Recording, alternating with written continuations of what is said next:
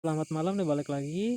Ini untuk menanggapi sekaligus pelajaran sejarah, karena teman-teman sudah pasti sering pernah atau beberapa kali mendengar bahwa apa, informasi yang mengatakan bahwa Islam itu disebarkan di Indonesia dengan jalan dakwah. Artinya lebih ke arah damai tanpa ada kekerasan dan tanpa ada peperangan, dan membandingkan dengan kekristenan yang disebarkan di Indonesia dengan jalan perang dengan cara kekerasan.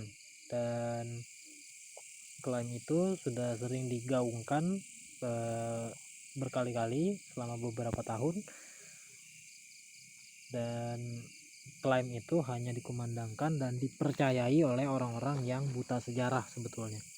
Dan dalam makna lebih umumnya, orang-orang yang kurang pendidikan yang mau mempercayai dan menggembar-gemborkan uh, informasi tersebut. Nah, ini kali ini tentang sejarah islamisasi yang terjadi dalam catatan sejarah di Tanah Batak, di Pulau Sumatera ya, di Tanah Batak.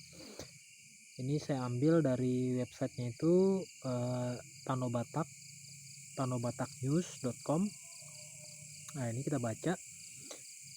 Orang Batak sebelum invasi kaum Padri itu hidup tentram dan nyaman, hidup damai gitulah ya. Invasi bermula dari pergolakan yang terjadi di Minangkabau, di mana gerakan Islam kaum putih, Islam Wahabi masuk ke Minangkabau, Sumatera Barat.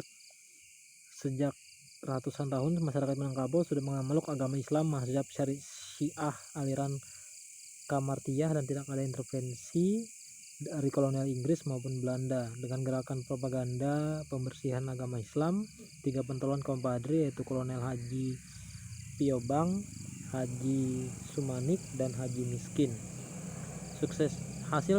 hasilnya sukses besar dan mendapat dukungan dari kepala adat, kepala nagari, dan minit magmat dari Minangkabau. Gerakan ini ditujukan untuk melawan mulah-mulah kaum Islam Syiah yang mentolerir kejahatan seperti kegiatan menyabung ayam, judi, menghisap candu, dan minum tuak dan sebagainya. Ini dia mau memurnikan kembali ajaran Islam seperti mereka ini. Gerakan ini dipusatkan di Ulakan Pariaman di bawah komando Kolonel Haji Piobang dan dukungan dari mertuanya yaitu Profesor Haji Nasan Nasution, dan gerakan menyebar ke daerah dataran tinggi Minangkabau terutama Agam. Di Kamang Agam ada seorang mubalik ulama besar bernama Tuanku Nan Renceh, dan sangat tertarik dengan gerakan pembersihan agama Islam, pemurnian lebih tepatnya, yang dikomandoi oleh Kolonel Haji Piobang. Kolaborasi Kolonel Haji Piobang, Profesor Haji Hasan, dan Tuanku Nan Renceh akhirnya sepakat untuk berpindah ke Kamang Agam dengan menyebarkan semangat revolusi gaya baru Islam mazhab Hambali serta gerakan Wahabi untuk membatasi gerakan politik keluarga kerajaan Pagaruyung yang kemudian pro-Inggris dan Belanda, serta membatasi pengaruh mulah-mulah kaum Islam Syiah. Maka gerakan pembersihan agama Islam membuat keputusan kepala nagari dan ex officio sebagai kepala agama dan imam sembahyang Jumat ditentukan oleh Tuanku Nan Renceh selaku kepala negara Darul Islam Minangkabau. Jadi Darul Islam pun sudah ada sebelum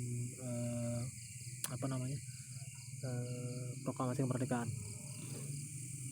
Salah satu kepala negari yang terkenal yaitu Prof. Peto Syarif, Tuanku Imam Bonjol, tahun 1803 sampai 1837. Selanjutnya dia untuk membedakan kaum Islam Hambali dengan yang lainnya, mereka memakai seragam jubah putih.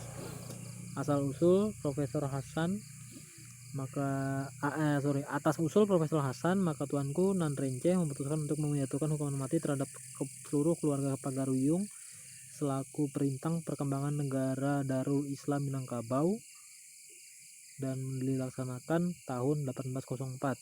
Tahun 1804 kerajaan Pagaruyung dihancurkan oleh kaum Islam Hambali Dan untuk memperkuat gerakan mereka terbentuklah tentara Padri. Nah, jadi ini baru bagian pertama, nanti kita pindah ke bawah.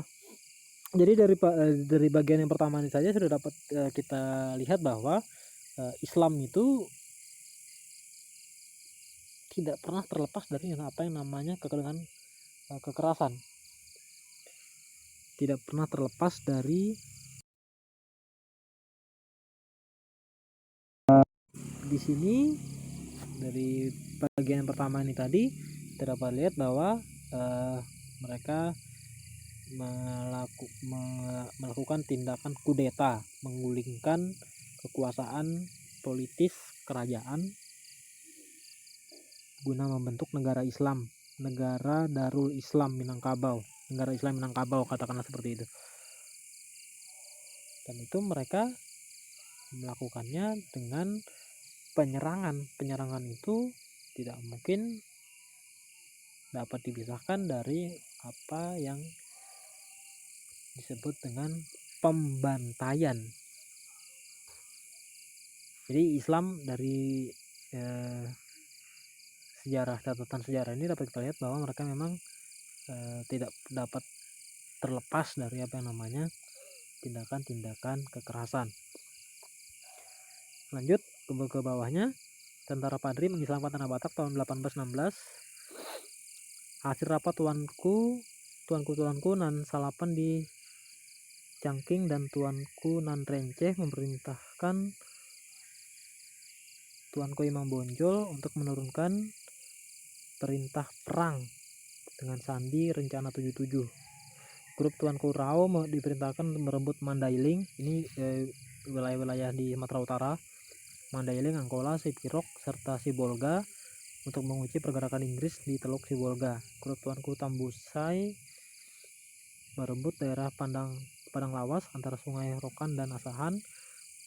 Grup tuanku Hitam sebagai pasukan cadangan, pasukan signal di bawah komando Amir Husin Utagalung, berperan sebagai penghubung demi lancarnya komunikasi di lapangan dengan Bonjol.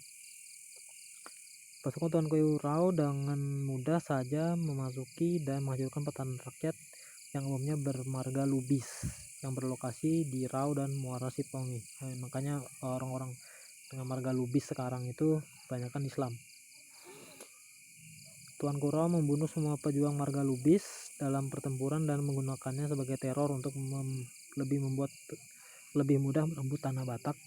Salah satu kelompok dari grup tuanku Tambusai dipimpin oleh tuanku Lelo merebut dan membakar habis benteng Kota Nopan sambil menebar teror yang terjadi di Muara Sipongi.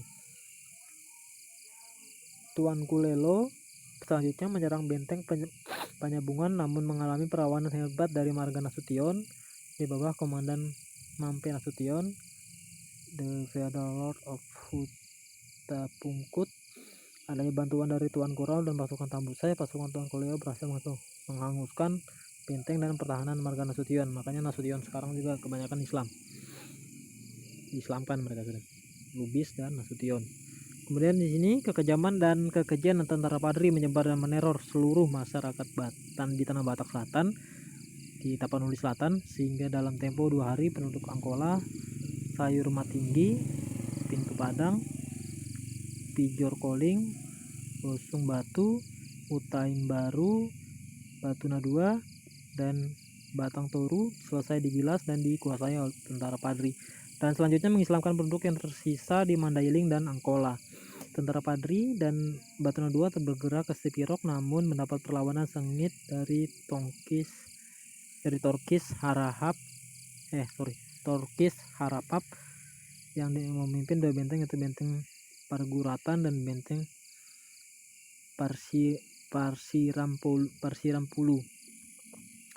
Tuanku Rao sekali lagi membantu dan akhirnya mereka merebut kedua benteng tersebut dan memaksa marga Siregar di Parausorat membuat benteng pertahanan di lereng Gunung Lubuk Raya dan Sibual-Buali Utara di antara Maratanjir dan